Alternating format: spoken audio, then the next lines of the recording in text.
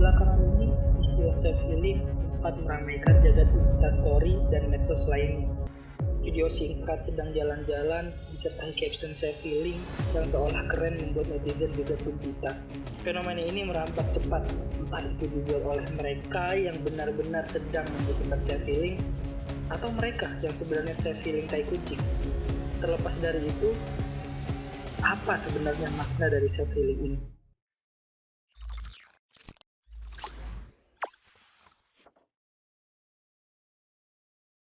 Halo para pendengar, welcome back to Ngobrol Kritis episode 8 bersama aku, Jamil.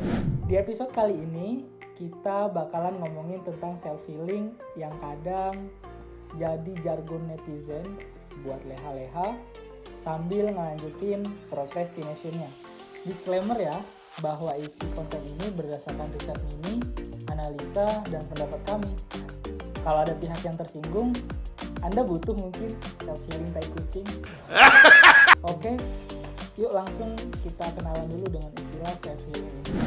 Menurut Crane and Ward, tahun 2016, self-healing secara harfiah mengandung makna penyembuhan diri yang dimaksudkan sebagai suatu proses pengobatan yang dilakukan sendiri melalui proses keyakinannya sendiri dan juga didukung oleh lingkungan dan faktor eksternal penunjang. Self-healing ini pada umumnya untuk mengobati luka akibat gangguan psikologis, trauma, dan luka masa lalu yang disebabkan oleh diri sendiri atau orang lain. Self-healing ini juga sebenarnya dibutuhkan loh buat meredakan emosi negatif yang disebabkan oleh gagal membagi waktu antara urusan akademik, kebutuhan sosial, dan keperluan relaksasi. Kalau emosi negatif kayak gini nggak ditangani dengan bijak, bisa aja nanti malah memicu penyimpangan buruk. Kalau luka fisik emang bisa disembuhin dengan obat-obatan atau beberapa bisa disembuh dengan antibodi yang kita miliki. Tapi di sini self healing yang kita maksud bukan itu ya. Self healing itu juga bukan cuma jalan-jalan, vacation, nongki tanpa cara yang jelas. Yeah, boy. Toksik terhadap diri sendiri seperti ekspektasi terlalu besar juga perlu di-healing. What? Tujuan dari self healing ini adalah untuk memahami diri sendiri, menerima ketidaksempurnaan, dan membentuk pikiran positif dari apa yang telah terjadi. Oh my god! Wow! Self healing tidak hanya menyembuhkan pikiran dan jiwa, namun juga tubuh kita. Sebelum kamu buru-buru merasa harus self healing ala netizen, kenali dulu masalahmu apa, penyebabnya apa, baru cari tahu gimana menanganinya. Ironinya, banyak orang salah paham atau menyalahpahami tentang self healing. Ini sama seperti sekedar santai-santai have fun dan melupakan pekerjaan yang ada. Misal gini deh, kamu merasa bosan dan bad mood dengan tugas dari dosen, terus menunda ngerjainnya. Hari berganti penundaan bertambah. Walhasil, ketika udah dekat deadline, kamu merasa tertekan gara-gara tugas banyak banget dan merasa nggak mampu menyelesaikannya.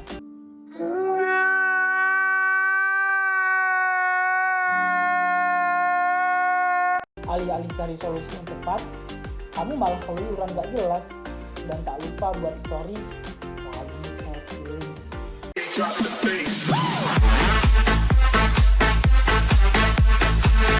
Berharap bisa lepas dari tekanan dan masalah bisa selesai. Sikap mengabaikan atau lari dari tanggung jawab dan masalah itu gak termasuk dalam metode self-healing cuy. Self-healing juga bukan proses instan kayak mie instan.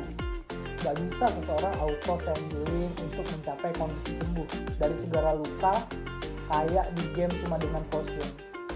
Realitanya, untuk bisa self-healing, mau gak mau kita juga harus membuka luka lama. Bukan untuk menikmati perih, tapi untuk mengenal luka dan solusi. Tanpa mengenali luka yang perlu di-healing, percaya deh proses self-healing bisa mandek. Jadi tujuannya nanti dengan self-healing, kita nggak jadi lupa dengan memori pahit dari luka psikologis. Tapi walaupun masih teringat, luka dari memori itu udah nggak ada. Jadinya ya sekedar ingatan aja gitu. Trauma atau luka psikologis itu sebenarnya nggak bisa cuma diabaikan. Kenapa? Karena dia akan tumbuh jadi makin perih.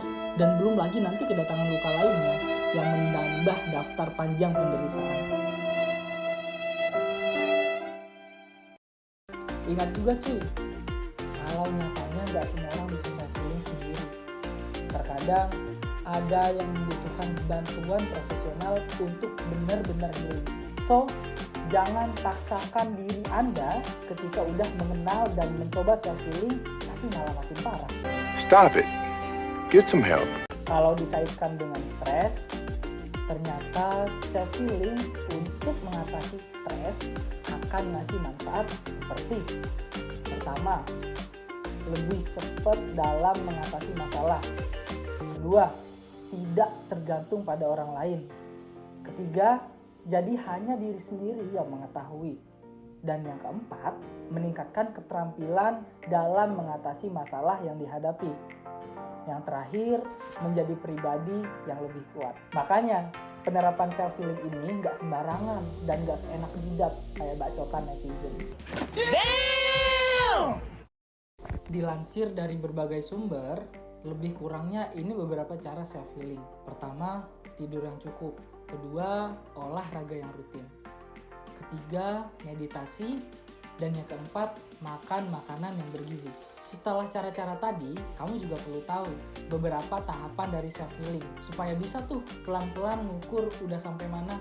Ini dia tahapan self-healing yang terinspirasi dari karya Imam Al-Ghazali. Pertama, mengenal diri. Pada tahapan ini, kita memahami tentang diri kita, asal kita, dan juga tujuan kita. Yang kedua, menerima diri. Dalam tahapan ini kita memahami bahwa dalam hidup gak semuanya dalam kendali kita. Kita menerima atas segala hal yang di luar kendali kita. Kita menerima juga bahwa ada masalah yang harus diselesaikan. Yang ketiga, mawas diri.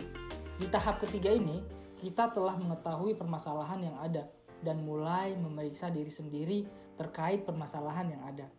Kita mengidentifikasi penyebab masalah dalam diri kita. Yang keempat, mengikhlaskan. Pada tahap ini kita melepas kekhawatiran, kemudian berserah diri kepada ketetapan Tuhan. Khawatir berlebihan hanya akan menambah beban pikiran.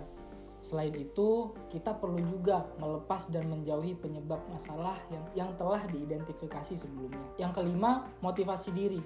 Pada tahap ini kita bisa melakukan self-talk diiringi doa dan afirmasi-afirmasi positif kepada diri sendiri. Yakin dan percaya terhadap ketetapan Tuhan juga akan mengurangi kecemasan. Yang keenam, evaluasi diri setelah melalui tahap-tahap sebelumnya. Kita perlu untuk meninjau kembali bagaimana kondisi diri kita, apakah ada keliru atau perlu diperbaiki. Kita juga melakukan evaluasi dengan menemukan solusi atas kondisi yang dialami. Yang ketujuh, bersyukur.